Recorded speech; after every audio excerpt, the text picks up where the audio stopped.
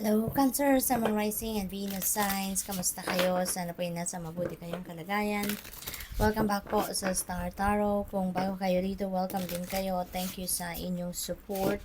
I truly appreciate it. God bless you all. Tignan natin ang mga mensahe ni Cancer. Pauna mensahe po ninyo, fertility. Cancer, maaaring ang iba sa inyo rito buntes siguro or baka manganganak na, malapit ng manganak, no, ang iba sa inyo, Cancer. So, congratulations to that.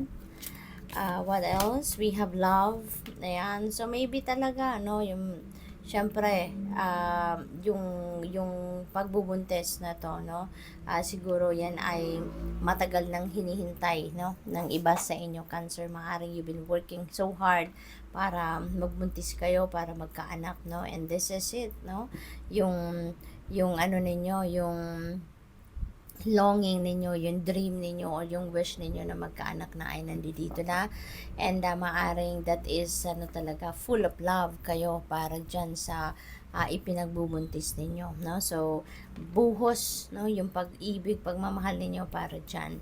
And nakikita ko din dito, no, Cancer, na siguro ang karamihan sa inyo din dito focusing on self-love, no?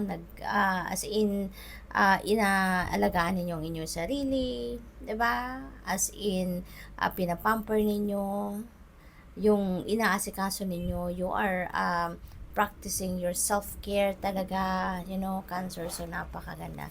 Yung self-love ninyo rito, higit ano pa man, yun ang focus, no, ng karamihan sa inyo sa ngayon. What else? We have clarity. Ayan, so yung clarity of mind ninyo sa ngayon, ano, yan siguro ang hinahanap ninyo or yun ang nakuha ninyo sa ngayon, Cancer. So this is really beautiful kasi kung ano man yung gulo sa isip ninyo in the past, kung ano man yung kinakalito ninyo, ngayon magkakaroon na ng clarity of mind kayo. Ngayon mahahanap nyo na yung linaw, mahahanap nyo na yung clear direction that you are seeking. So siguro din, ano, may enlightenment na kayo ngayon na makukuha, kaya magkakaroon na din kayo ng kalinawan sa inyong isipan. We have friendship. Yan. So, ang focus siguro ng karamihan din sa inyo, isa sa mga focus ninyo is yung mga kaibigan ninyo. Maaring you are giving more time para sa social life ninyo at sa mga kaibigan ninyo. Maaring meron kayong mga ang tawag dito, yung pagtitipon, no, social gatherings, na maaaring kasama ninyo dyan ang inyong mga kaibigan. Probably then, now is the time that you are nurturing, no, your relationship with your friends. Maybe then you are making new friends, no, sa ngayon, Cancer. So, posible din na ganun ang sitwasyon. You are meeting new friends. We have manifestation. Yan. So, you are on a powerful energetic frequency sa ngayon, ano, at nasa inyong mga kamay sa ngayon ang kapangyarihan para mag-manifest ng kung ano man ang ini-envision ninyo for yourself, ano man yung gusto ninyong ma-manifest sa buhay ninyo. So ngayon you are taking action, no, you're taking action, you're doing anything and everything in your power para makuha ninyo or ma-realize ninyo kung ano man yung gusto ninyong makita sa inyong 3D reality. We have financial health. Maaaring ito din yung aasikasuhin ng karamihan sa inyo, Cancer, or maybe gaganda na ang inyong kaperhang aspeto. Maaaring sa ngayon mas magiging maayos na ang inyong financial situation. Siguro ngayon meron na kayong pagkakataon na ma-experience ninyo ang kagaanan, kasaganaan pagdating sa pera, prosperity and abundance also may come your way. Napakaliwanag, napaka-vibrant, no, ng energy na nilalabas ng card na to. Kaya most likely yung financial health ninyo will be on the good side na sa ngayon. What else? We have home.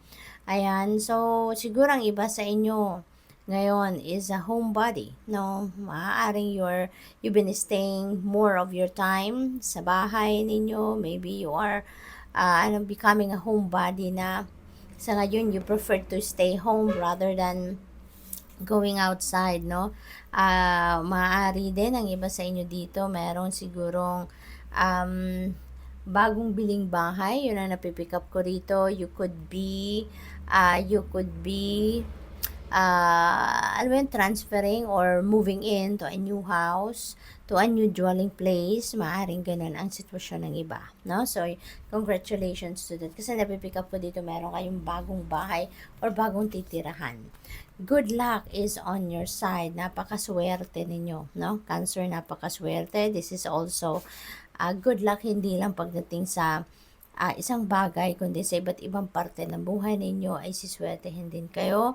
This could be good luck, no, pagdating sa pera, lalo-lalo na we have the black cat dito, and that represent prosperity and abundance, material success. So, pagdating sa pera, no, magiging maganda talaga ang kalagayan ninyo. Kaya naman meron tayong financial health card, no? At definitely magi-improve, no? Ito yung napipick up ko. Magi-improve yung inyong financial situation, your financial status, no? At yung good luck na to, hindi lang ito sa pera, no? Hindi lang ito limited to swerte sa pera, but this could be also swerte sa tahanan, sa pamilya, sa relationships, yung ganon. So, good luck. Thank you for watching. Love and light. Namaste.